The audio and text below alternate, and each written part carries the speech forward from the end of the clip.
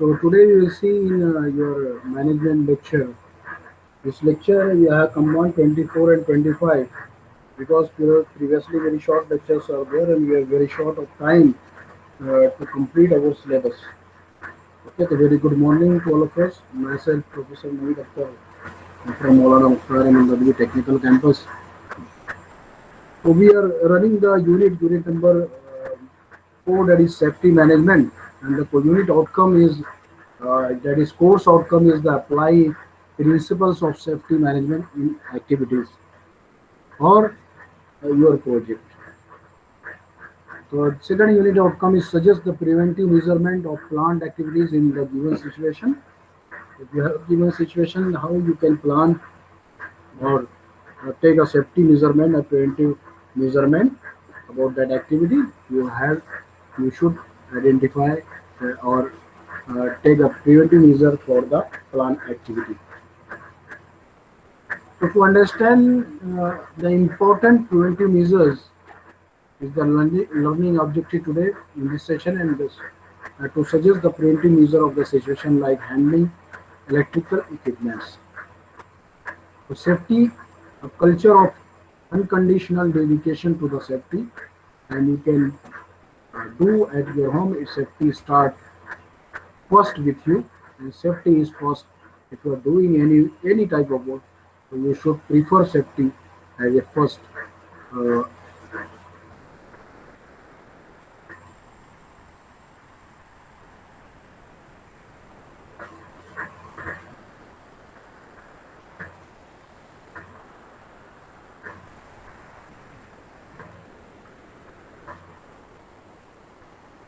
so important of safety measures. First, you can say safe workplace and working condition. Safe material handling, prevention of electrical accidents,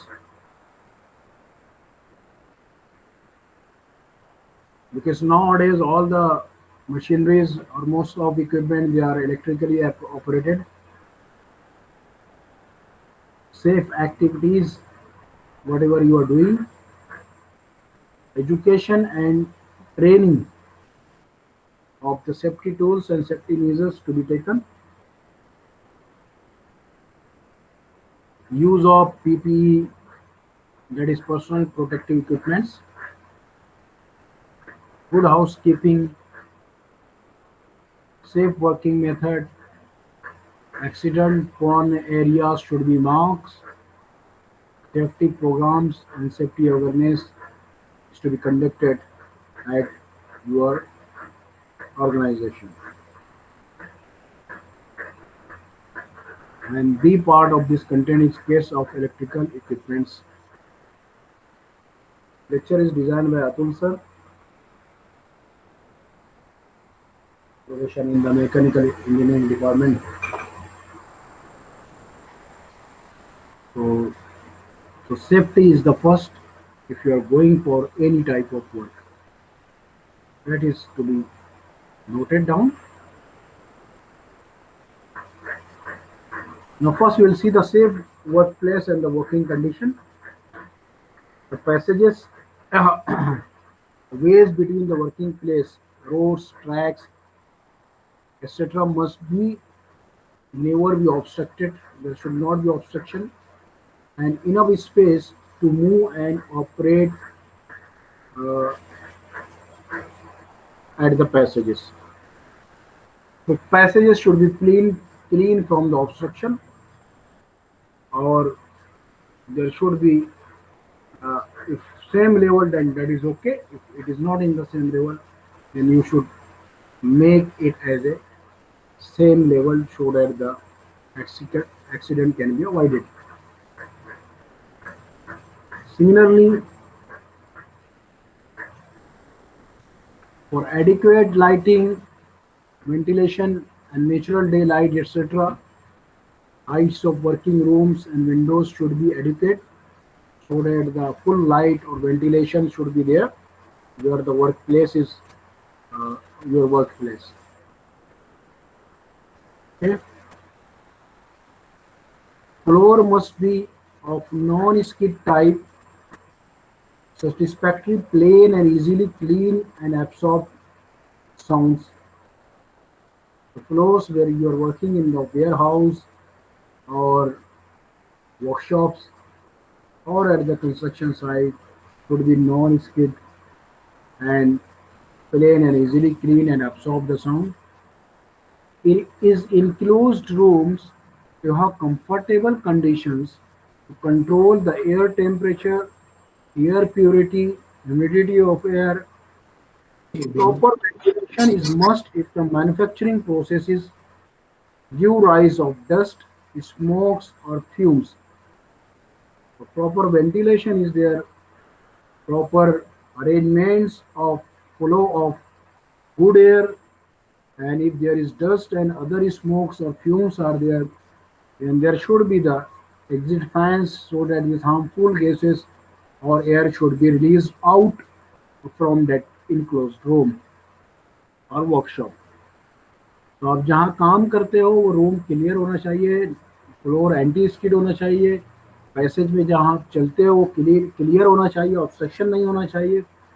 ये सब safety precautions में आते हैं जो हम discuss कर रहे हैं। वेदर नेचुरल और आर्टिफिशियल हो, सनलाइट, आपको वेंटिलेशन, हवा का फ्लो प्रॉपर होना चाहिए ताकि सफोकेशन ना हो।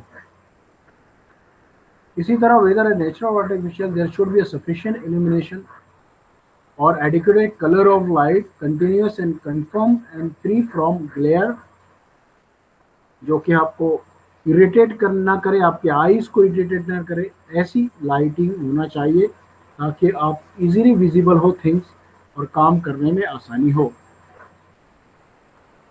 Select and purchase machine and process which produce little noise, isolate in separate closed cabins. ऐसी मशीनरीज पहले तो हमको अवॉइड करना लेना चाहिए जो कम नॉइज पैदा करे, यानी नॉइज पोल्यूशन ना हो। इसी तरह अगर बहुत नॉइजी है तो आप उसको प्लेस को सेपरेट कर दे, आइसोलेट कर दे अदर वर्किंग इन्वायरमेंट से। ये सेफ्टी प्रिकॉशन आप रह सकते हैं। तो सेफ मटेरियल हैंडलिंग, जो मटेरियल्स या टूल्स आप हैंडल करते हो उसको अच्छी तरीके से सेफली हैंडल करना चाहिए। प्रोवाइड प्री मैच्योर फटीग और transport work, full use should be made of mechanized material handling equipment. Use mechanical means of conveyance to ensure the safety of men engaged in the material handling. During transport, sharp material, sharp edges, goods, poles, etc. should be covered. जैसे कि knife हो या कोई भी cutting edges हो उसको avoid करना चाहिए। Goods should be piled up such that they do not collapse due to impact of vibration. All material handling equipment should be promptly repaired and adequately maintained on priority basis to avoid the accident or mishandling. Prevention of electric accident. Electric accident से हम किस तरह बच सकते हैं? Electrical insulation should be periodically tested. जो wire आप use कर रहे हो मशीनरीज में, that should be proper insulated. Use proper tool for testing and repairing. Repairing के लिए और टेस्टिंग के लिए प्रॉपर टूल्स आपको यूज करना चाहिए।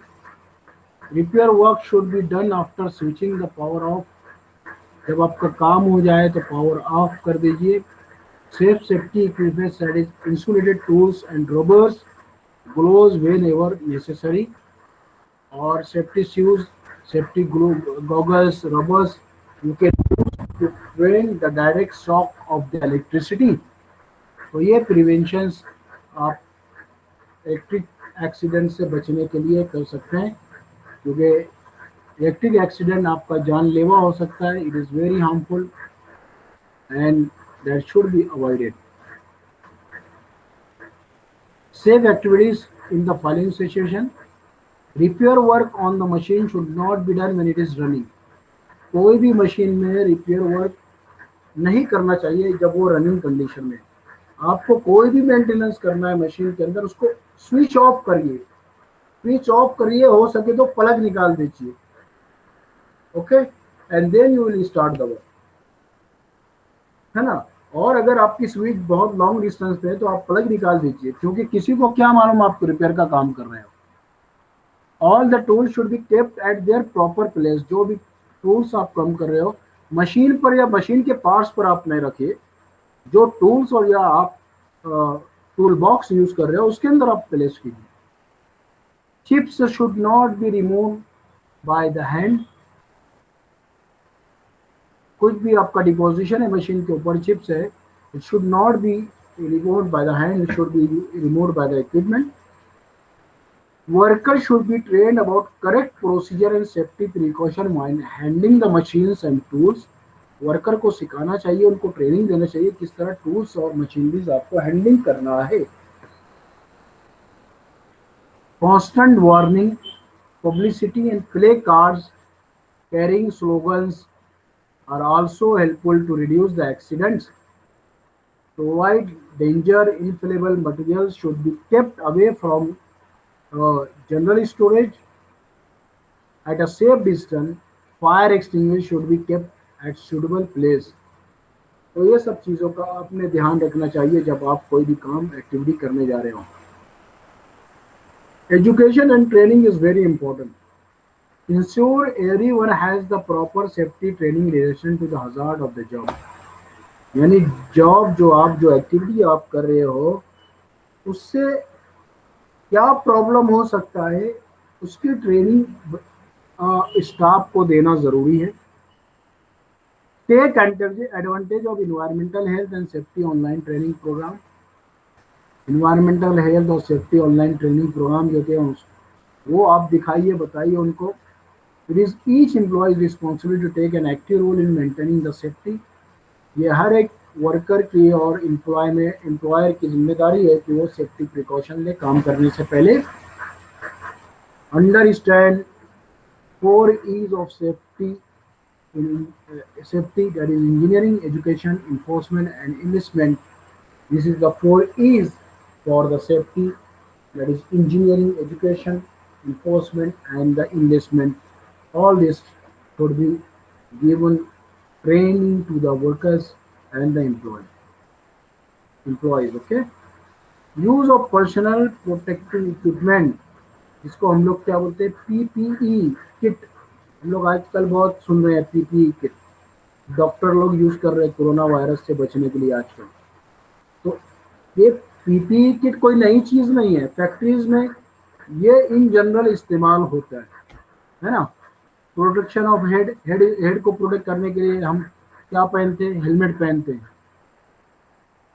Rubberise hats protection, chemicals, year protectors, protection of face, mask लगाते हैं, फेस मास्क है, फेस शील्ड है, वेल्डिंग हेलमेट्स है ना।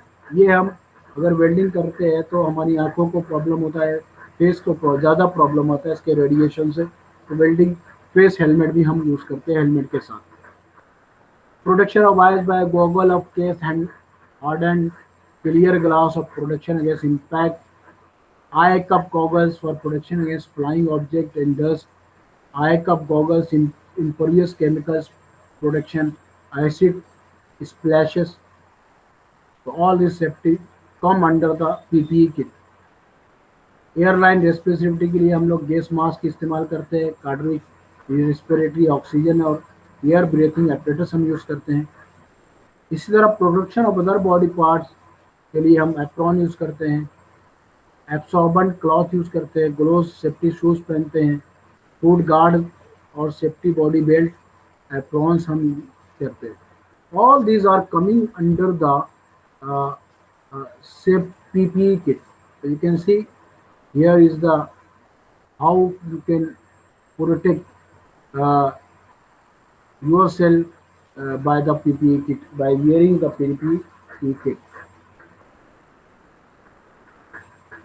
Yeah. You can see the forehead, you are wearing the protective helmet. This is the safety. Earpiece, if noise pollution is too large, eye wear, we are wearing the goggle, you can see here. Okay, also dust mask, where too much dust or air pollution is there, we are wearing the absorbent cloth, wearing the gloves, safety gloves to avoid the injuries to the hands or harmful chemical to direct reaction. Also, we are wearing the safety or protective boots. These uh, boots that can be uh, avoiding the injuries of our foods. So this is nothing but, if you say combinedly, it is called as PPE kit. So combining these protective measures, if you are taking while the working, this is called as personal protective equipment. That is the PPE. PPE. Okay, personal protective equipment. Okay. Then good housekeeping. Good housekeeping is also very uh, अगर good housekeeping है, it minimises the fatigue discomfort. बहुत ज़्यादा अगर कचरा है तो हमको काम करने में दिक्कत होती है, सामान ढूंढने में दिक्कत होती है।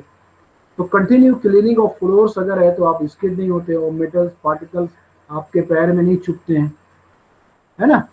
तो हाउस कीपिंग ज़रूरी है, सफाई बहुत ज़रूरी है। It reduces the chances of fire and other ADAS. अगर फायर कैचअप मटेरियल्स है जिससे आपका फायर होने के चांसेस है, तो आप क्लीन अगर रेगुलर करते हैं तो that will reduce. Increase the life of machinery. Proper cleaning को लाइफ को ऑफ मशीनरी बढ़ती है। इक्विपमेंट और टूल को बार बार साफ करने से उसकी लाइफ बढ़ती है, वो खराब नहीं होता है। और it improves the productivity and quality of the product also. Better utilization of floor space. कचरा नहीं रहेगा, गंदगी नहीं रहेगी, डंपिंग नहीं रहेगा, गलत चीज़ें नहीं रहेंगी, तो you can say avoid and you can use better space, enhance the moral of the worker to do the housekeeping. And this good housekeeping clean lines, place the tools and machineries are placed on the order, and also the safety keys and tools should be placed at the order. You can uh, available uh, handy to you. Then you can see the safe working methods. Always use appropriate tools, equipment, and protective equipment. Always remove all rings, bracelet, or anything which get caught in moving machineries at, or may conduct electricity. Always read the manufacturer data and information sheet before handling the equipment or the tools or the machineries. Always read the safety data or manufacturer's data. Do not work when you are tired. बहुत आप थके हुए हैं तो काम मत कीजिए। और जब आप मेडिसिन ले रहे हैं उस टाइम में भी ड्रॉजी अगर इफेक्ट है, आपको गुनूदगी की हालत है, तो ऐसे टाइम में भी आप काम नहीं कीजिए, अवॉइड कीजिए। Okay. And always ensure your tools and test equipments are kept clean, appropriate in good working order. Always discharge capacitor in circuit and use correct fire extinguisher while working there, है ना। क्योंकि fire extinguisher जो आप safety के लिए लगाते हैं, आग बुझाने के लिए फायर एक्सटिंग्विशर हम यूज़ करते हैं फैक्ट्रीज में, उसका एक्सपायरी पीरियड होता है, वो हमको चेक करना चाहिए। और मॉक ड्रिल टाइमली हमको करना चाहिए ताकि हमको मालूम है हमारे हमारे जो इक्विपमेंट है वो वर्किंग कंडीशन में है कि नहीं। उसी तरह एक्सीडेंट प्रोननेस, यानी जहाँ पर एक्सीडेंट होने के ज़्यादा चांसेस है उसको एक्सीडेंट प्रोननेस बोलते हैं। अनअटेंटिवनेस एंड डे ड्रीमिंग। अनअटेंटिवनेस बोले तो आप कोई काम कर रहे हैं और आपका टेंशन नहीं है, तो ये अनअटेंटिवनेस है, इससे एक्सीडेंट के चांसेस ज़्यादा होते हैं। डे ड्रीमिंग किसको बोलते हैं? दिन में ख्वाब देखना, है ना।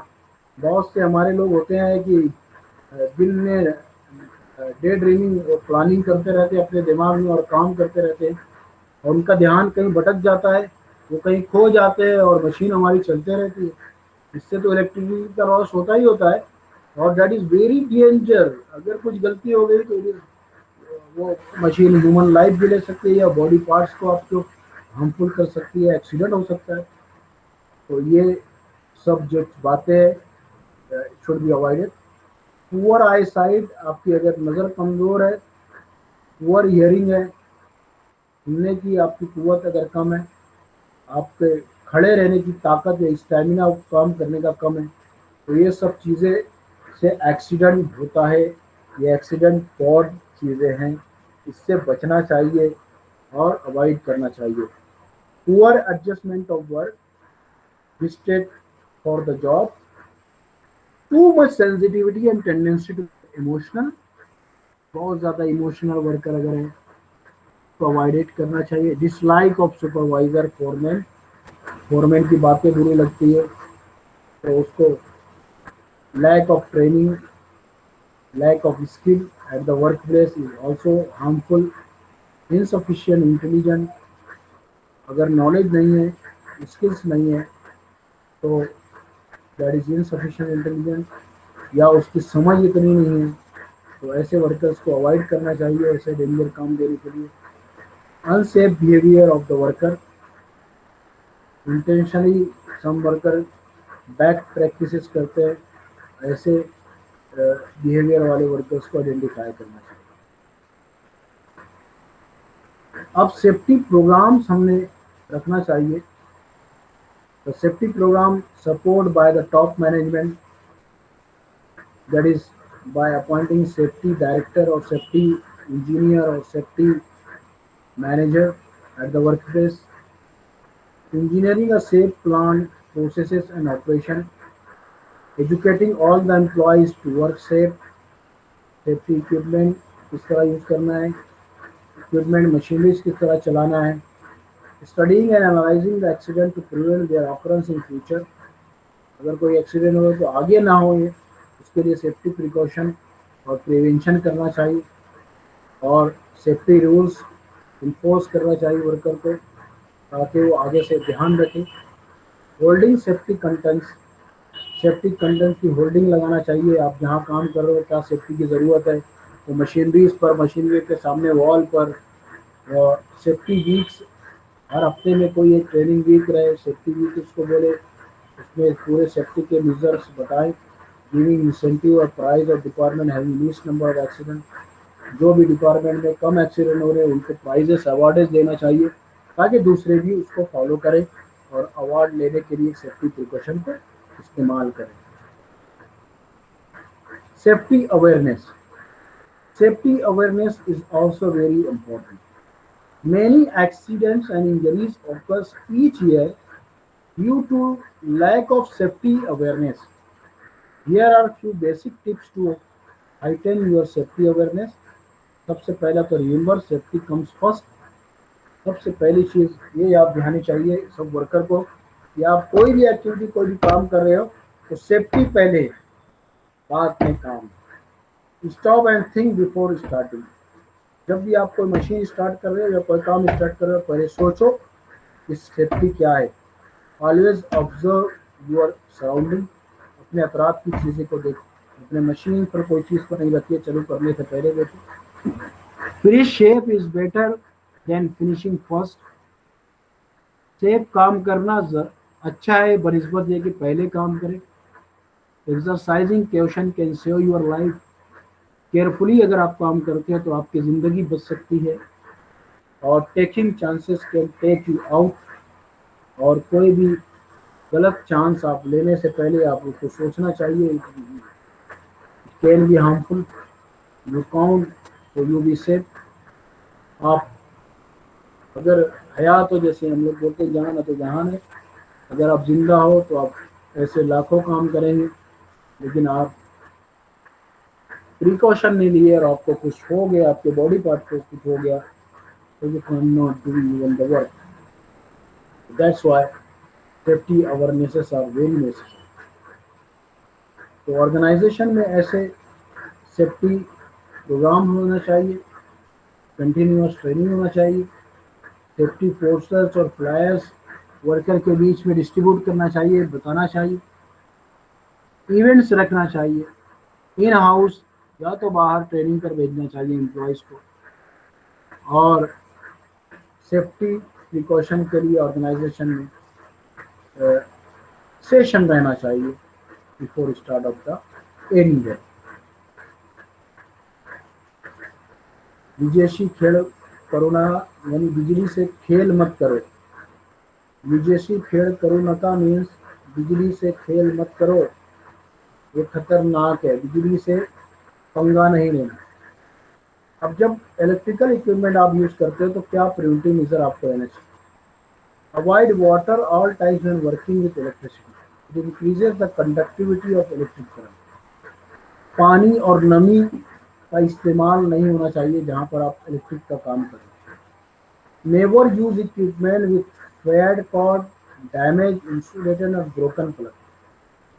कोई भी ऐसे इलेक्ट्रिक इक्विपमेंट से डैमेज या ओपन जो प्लग से इस्तेमाल नहीं करना चाहिए। If you are working at home then always turn off the main switch आपने बंद करना चाहिए कोई भी इलेक्ट्रिक काम कर रहे हो। Always use insulated tool while working. घर में औरतें इस्त्री आपके यहाँ करती हैं, प्रेस करती हैं, तो इंसुलेटेड वायर होता है कि अगर आपका इस्त्री अगर उसको टच भी हुआ तो वो ब्रेक ना हो, जले ना। आप देखें क्लॉथ की कोटिंग होती है उसके ऊपर, है ना, जो कि जलता नहीं है। तो ऐसे प्रिकॉशंस हमको लेना चाहिए घरों में भी। Electrical hazard, electrical danger include expose energy parts, under guarded electric equipment become energized unexpectedly. Always be observant, हमेशा देखते जाइए अपने अतराफ में, कोई भी इलेक्ट्रिक काम करने से पहले सेफ्टी प्रिकॉशंस लेना ज़रूरी है। ये प्रिंटिंग मेजर्स जो मैंने बोला, ये इसमें दिया हुआ है, आपको लेना ज़रूरी है। Always use appropriate insulated rubber gloves, goggles while working on electrical circuit। तो ऑलवेज आप रबर ग्लोव्स जो है इलेक्ट्रिसिटी पास नहीं करते हैं ह्यूमन बॉडी को, तो जब भी ऐसे काम कर रहे हो तो high voltage high alert zone में तो आपको गॉगल्स पहनना चाहिए। Never try repairing energize equipment, जो भी जिसमें इलेक्ट्रिसिटी है उसको बगैर स्विच ऑफ करे आपने काम नहीं करना चाहिए, उसको पहले टेस्टर से चेक करना चाहिए। डायरेक्टली कोई भी वायर ओपन है उसको छोड़कर आप रिपेयर नहीं करना चाहिए, इवन दो आपने स्विच ऑफ कर दिया है, हो सकता है कहीं से रिटर्न करंट आ रहा है, आप उसको टेस्टर से पहले चेक कर दिए उसको छूने से पहले। नेवर यूज एन एल्यूमिनियम और स्टील लेडर, एल्यूमिनियम और स्टील लेडर यूज नहीं करना चाहिए। जहाँ पर आप फायर ग्लास के लेडर यूज करो, आप वुडन लेडर यूज करो जहाँ पर इलेक्ट्रिसिटी वर्क है। Always use circuit breaker fuse with appropriate current rating. Circuit breaker fuse use करने से क्या होता है कि अगर शॉर्ट सर्किट कहीं है तो वो फ्यूज उड़ जाएगा, आपके इलेक्ट्रिक लाइन को वायर को नहीं जलाएगा।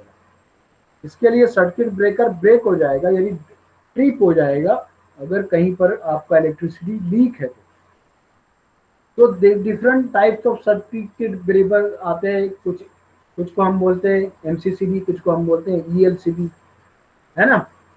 कुछ हम फ्यूजेस पहले पुराने ज़माने में यूज़ होता था कि अगर करंट इतना ज़्यादा हो गया तो फ्यूज़ उड़ जाता था और उससे हमारे जो वायर्स है जो हार्मफुल होना है वो बच जाते थे।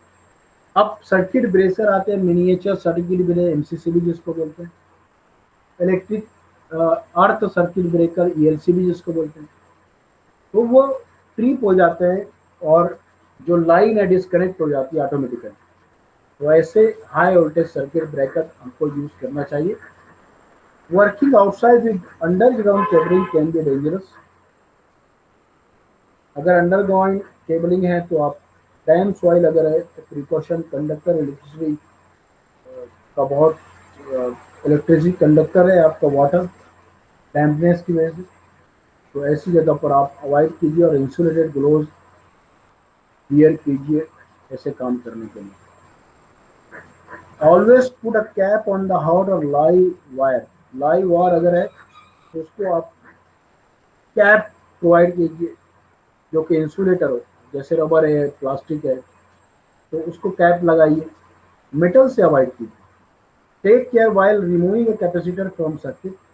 सर्किट से कैपेसिटर आप निकाल रहे हैं तो कैपेसिटर में पहले से एनर्जी स्टोर होती है, तो वो डिस्चार्ज होने के चांसेस है, उससे शॉक लगने के चांसेस है, हाई वोल्टेज होने के चांसेस है, तो आप अवॉइड कीजिए। ऑलवेज टेक केयर सोल्डरिंग जो सर्किट बोर्ड। सर्किट बोर्ड में सोल्डरिंग करने से पहले आप इलेक्ट्रिसिटी बंद कीजिए, गॉगल यूज़ कीजिए। उसकी जो फ्यूम है वो आपके तो हार्मफुल हो सकती है, उससे बर्निंग आ सकती है। ग्लोव यूज़ कीजिए और मास्क लगाइए ताकि डायरेक्ट फ्यूम का अटैक आपके बॉडी पार्ट को ना हो। Always follow safety rules and regulation. और हमेशा सेफ्टी रूल्स और रेगुलेशन फॉलो कीजिए। ये था हमारा सेशन 1 जो आपने देखा, कॉमन और most safety measures to be taken, है ना। तो safe work place, working condition, safe material handling, prevention of electric accident, education, training of the worker, and uh, given the skills to the worker about the use of the electric equipments and the safe use of the equipment. Now the session 2 will start. Will see the what is the standard safety operating procedure, the SOP. SOP is nothing but safety operating procedure, benefits of safety operating procedure, and steps of safety operating procedure. We see always be responsible for the safety of yourself and others. Precaution is better than cure. Precaution better है बाद में मरहम लगाने से। What is safe operating procedure? तो आप कभी भी प्रिवेंटिव मेजर लीजिए ताकि आपको कोई एक्सीडेंट ना हो। सेफ्टी ऑपरेटिंग प्रोसीजर को हम क्या बोलते हैं? SOP, that is safe operating procedure. A safe operating procedure is a written document that provides step-by-step instruction on how to safely perform a task or activity which involves some risk to health and safety. तो safe operating procedure means क्या कि ऐसे rules हम बनाते हैं equipment के इस्तेमाल करने के कि जिससे आपका एक्सीडेंट ना हो, और वो प्रोसीजर स्टेप बाय स्टेप आप फॉलो करेंगे तो आप डेंजर से, हैजार्ड से बच सकते हैं। इसको क्या बोलते हैं? Safe operating procedure. A safe operating procedure is sometimes referred to as a safe work procedure or safe work method statement. So they can be called as safe work procedure, or sometimes they may be called as safe work method. That is safe operating procedure. This is always called as this two. Okay, safe work method or safe work procedure. Need of the safety procedure. क्या जरूरियात है इसकी? workers doing work activities that have risk.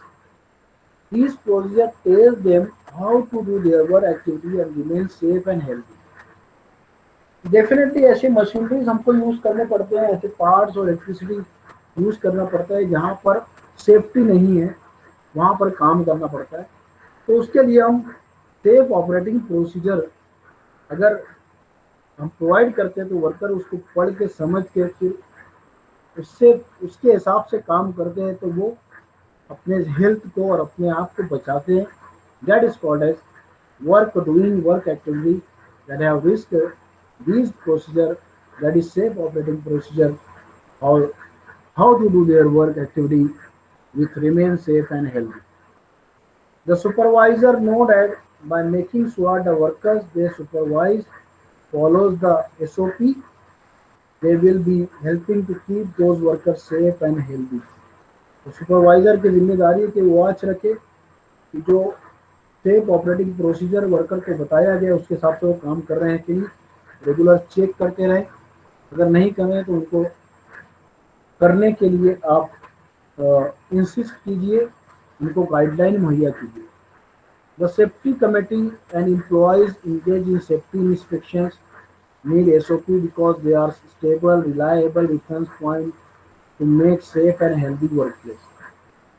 तो इस तरह हमको workers को guidelines provide करना चाहिए ताकि वो एसओपी को फॉलो करें। बेनिफिट्स ऑफ एसओपी, एसओपी क्यों फॉलो करना चाहिए? It reduces the employee training time. एक ऑपरेटिंग प्रोसीजर आ जाए तो ट्रेनिंग टाइम हमारा बचता है अगर उनको गाइडलाइन हम दें। दूसरा, it reduce the error and इंसान productivity.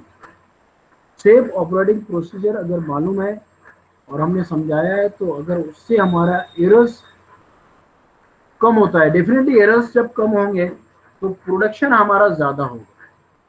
Meet legal requirement, meet legal depend on your industry you may required have written SOP. क्या है कि कभी कभी workers they are not following, बहुत ज़्यादा उनको समझाने के बाद भी रॉन्ग काम करते हैं, रिस्पॉन्सिबिलिटी लेते नहीं और बाद में लीगली एक्शन करते हैं। तो एसओपी अगर आपका है तो आप लीगल रिक्वायरमेंट आपका फुलफिल होता है। ओके, तो that should be provided. Abdul बारी, व्हाट इज टाइम नाउ? आप लोग को अटेंडेंस चाहिए या कि आपको लर्निंग करना है? आप सीखने के लिए लेक्चर ज्वाइन करते हो या जस्ट टाइम पास के लिए लेक्चर ज्वाइन करते हो? आप अपना मुहासबा खुद कर सकते हो। मैं आपको इनलेट इन कर लिया, वरना नहीं करना चाहिए ऐसे लोगों को। Establish a chain of command. Everyone in your company should have clear idea of your company leadership structure. अगर कोई ऐसा प्रॉब्लम है तो आप स्टैब्लिश चैन ऑफ कमांड, किससे आपको ऑर्डर मिलता है, किसको आप रिपोर्टिंग करते हो, तो ये चैन ऑफ कमांड और स्ट्रक्चर ऑफ कंपनी ये मालूम होना चाहिए ताकि ऐसे कोई कंडीशन में, एक्सीडेंट की कंडीशन में you can contact with them. Transfer the work easily, अगर एसओपी है ना, so you can transfer a work easily, hand over the work to the another person easily. That is nothing but the need, or that is the benefit of the SOP. Step of safe operating procedure, name of description of the work and task। पहला, क्या काम है, क्या काम आप करने वाले, task क्या है। Date of the SOP was created, date it was reviewed और रिवाइज। आपके एसओपी जो सेफ ऑपरेटिंग प्रोसीजर आपने इस्टेब्लिश किया है उस पर डेट होना चाहिए, कब रिवाइज हुआ वो भी रहना चाहिए। Hazards that may cause harm to worker, उसमें आपको लिखना चाहिए कि क्या काम आप करेंगे तो आपको डेंजर है। Equipment, devices, personal protective equipment, other safety consideration, उसके अंदर आपने बताना चाहिए कि आप ये काम कर रहे हैं तो ये टूल्स, सेफ्टी टूल्स आप यूज़ करें, सेफ्टी प्रिकॉशन, ये सेफ्टी प्रिकॉशन लें, ये सेफ्टी डिवाइस आप यूज़ करें। That should be come into the safe operating procedure. Required training, अगर नहीं समझ में आ रहा है तो ट्रेनिंग प्रोवाइड कीजिए वर्कर्स को। Step to perform the task safely, safe body position, किस तरह आपको काम करना है, कैसे झुकना है, कैसे बेंड होना है। सेफ ऑपरेटिंग प्रोसीजर में सब चीज़ें चाहिए, कौन सी मशीन को कैसे इस्तेमाल करना है, कौन से टूल को किस तरह इस्तेमाल करना है। यदि will come under all the SOPs. Indication that workers are to be train on the SOP and employees must ensure worker follow them. तो ये एसओपीज हम लोग को इम्प्लीमेंट करना चाहिए वर्कर के ऊपर। एसओपीज उनको, एसओपीज के ताल्लुक से उनको अवेयरनेस और ट्रेनिंग प्रोवाइड करना चाहिए ताकि उनको मालूम हो और they will work as per that SOP. Safety procedure for preventing accident occur while working on lathe machine. Lathe machine में अब अगर काम कर रहे हैं तो क्या क्या सेफ्टी प्रिकॉशन करना चाहिए।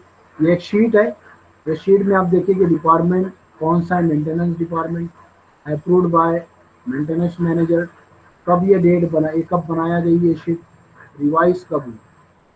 ओके, तो यहाँ पर accident type, potential hazard, red indicate situation, तो जहाँ सिचुएशन बोल रहे हैं कहाँ पर है।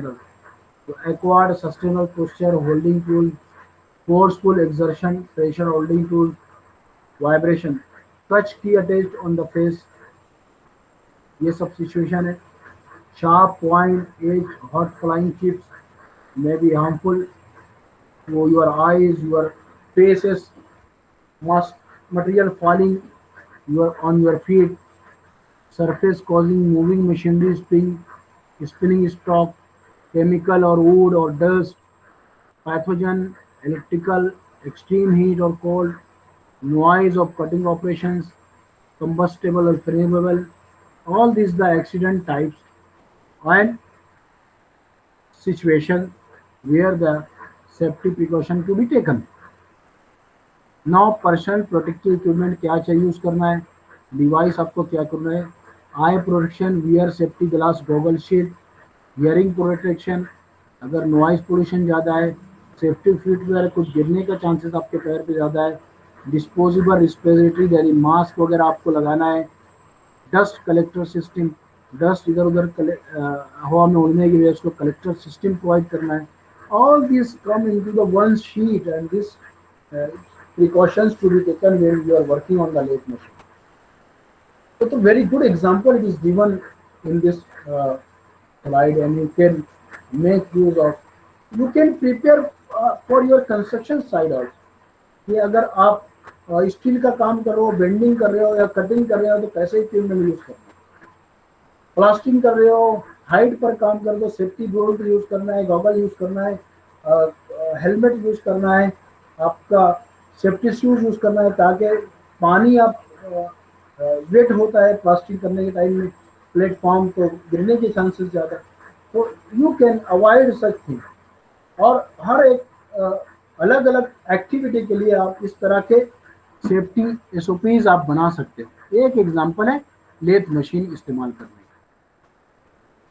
Safety procedure for prevention of accident on lathe machine, ensure any loose fitting clothing tucked in the appropriate.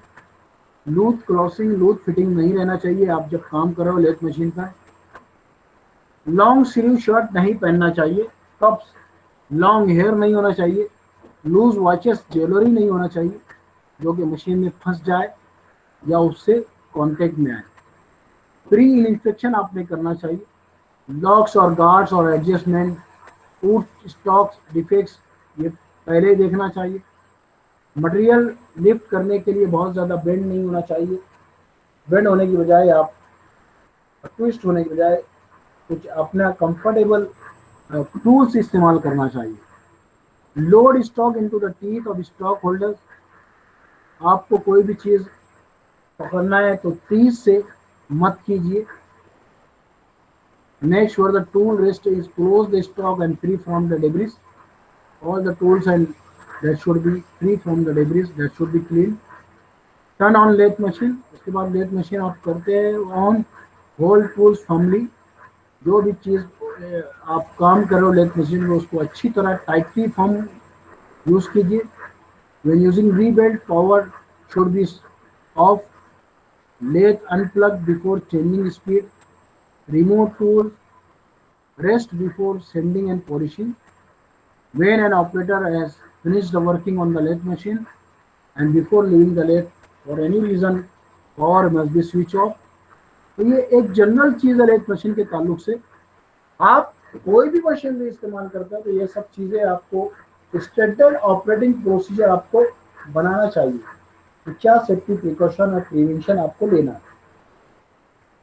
Stop the machine immediately with odd noise. कोई odd noise और वाइब्रेशन आपको मशीन में अगर फील होते हैं तो फौरन मशीन को इमरजेंसी स्विच से बंद कर दीजिए. तो that is nothing but the safety precautions और एसओपीज शुड बी फॉलो. तो आज सेकंड सेशन में हमने देखा कि एसओपी क्या है, सेफ ऑपरेटिंग प्रोसीजर क्या है, so why there is need of safe operating procedure ये हम लोग ने देखा. इसके बेनिफिट्स देखे, स्टेप बाय स्टेप पॉइंट्स देखे हमने सेफ ऑपरेटिंग प्रोसीजर के, और हमने लेथ मशीन के सेफ ऑपरेटिंग प्रोसीजर जो तैयार किए गया वो देखे, और उसके बेस पे हम किस तरह सेफ ऑपरेटिंग प्रोसीजर बना सकते हैं. You can make this work safe. Work safe. Thank you for joining today. आपका अगर कोई क्वेश्चन है आज के सेशन से तो आप पूछ सकते हैं. सर हाँ बोलिए. सर एसओपी कोई स्टैंडर्ड डॉक्यूमेंट है कि हम लोग अपने वर्क के हिसाब से उसको बना सकते हैं? because the work standard, the documents are for on the large scale, large companies they are making. And for education system also, there that is called a standard operating procedure, SOP. That is also called a SOP. But in here, if you are operating or working at the side or doing some activity, आप कोई काम कर रहे हो, तो आप देखिए कि लेथ मशीन पे काम करना अलग है और मिक्सर मशीन जो हमारे साइड पर होते हैं उस पर काम करना अलग है। तो डेफिनेटली दोनों का स्टैंडर्ड जो सेफ ऑपरेटिंग प्रोसीजर है अलग रहेगा। तो हमको अपने हिसाब से हमारी कंपनी के लिए, हमारे वर्कर के लिए अपना सेफ ऑपरेटिंग प्रोसीजर बनाना पड़ेगा, है ना। तो it is not common for all. हाँ, some points may be common for all equipment, लेकिन may for different equipment, different machinery, different tools it may be different, है ना। It is not common. तो आप अपने हिसाब से बना सकते हैं, उसके अंदर अमेंडमेंट कर सकते हैं। तो it will change with company to company, है ना। एक कंपनी से दूसरी कंपनी में सेफ ऑपरेटिंग प्रोसीजर वो चेंज होगा, वो सेम नहीं रहेगा। सिचुएशन अलग है, मशीनरीज अलग है, टूल आप इस्तेमाल करते अलग है, वहां पर काम करने वाले जो पर्सन है वो भी अलग है। तो इसके लिए आपको अपना सेफ ऑपरेटिंग प्रोसीजर बनाना पड़ेगा और उसमें सब पॉइंट्स आना चाहिए, है ना। जैसे कि मैंने आपको अभी बताया कि प्लास्टरिंग काम आप कर रहे हो तो वहां पर सिचुएशन अलग है, ब्रिक वर्क कर रहे हो वहां सिचुएशन अलग है, आप अगर बांदी कर रहे हो शटरिंग ये स्टील की, वहां सिचुएशन अलग, स्टील की कटिंग कर रहे हैं सिचुएशन अलग। हर एक के लिए सेफ ऑपरेटिंग प्रोसीजर आपको अलग डिफाइन करना पड़ेगा और उनको समझाना पड़ेगा। और आप एक ही आदमी से सब काम ले रहे हो तो सब ऑपरेटिंग प्रोसीजर आपको बताना पड़ेगा। और जहां पर जो काम कर रहे हैं आपके फैक्ट्री में या वर्क प्लेस पे, वो आप वहां पर लगाइए ताकि वो रीड करे, और उनकी लोकल लैंग्वेज में आपको लगाना पड़ेगा जो उनको समझती है। उर्दू समझती है, उर्दू में आपको लगाना पड़ेगा। मराठी समझती है, मराठी में लगाना पड़ेगा। इंग्लिश समझते हो तो इंग्लिश में लगाना पड़ेगा। नहीं तो जो भी लैंग्वेज उनको समझ में आता है वो लगा लेंगे। इसलिए आप देखते हैं कि इंसान को फिगर जल्दी समझ में आती है, तो ऐसी जगह वो फिगर्स ज्यादा होती है। और कोई क्वेश्चन है तो आप पूछ सकते हैं मुझसे, otherwise I have another class, time is over. और सर आपकी भी क्लास, कुछ और पूछना है बेटा? सर सेफ्टी के लिए आईएस कोड है क्या? Yes yes, there is standard code is there and guidelines are also there for. और हर कंपनी जो भी मशीन बनाती है वो भी गाइडलाइन देती है सेफ्टी की, कैसे इस्तेमाल करना है, बेस्ड ऑन द कोड्स। और कुछ? सर बेसिकली मतलब सेफ्टी नॉर्म्स ही है ना एसओपी? हाँ, नॉर्म्स ही बोलेंगे आप, नॉर्म्स बोलिए, रूल बोलिए, लॉ बोलिए, एक्ट बोलिए, कुछ भी बोल सकते हैं आप। और ये बनाया इसलिए जाता है कि लोग उसको फॉलो करें। नहीं फॉलो करेंगे तो उनको पनिशमेंट मिलेगी, उनको ही हार्म होगा, हेल्थ इंजरी होगी, एक्सीडेंट होगा। तो कंपनी को तो नुकसान होगा लेकिन उनको भी हार्म होगा। लेकिन बहुत से वर्कर वो नहीं फॉलो करते, इसलिए रूल्स हमको बनाने पड़ते हैं ताकि वो फॉलो करें, उनको याद दिलाते रहे बार बार। और कोई बात? No sir. Anybody? Okay, we are, we stop here. Thank you for joining. Very good session.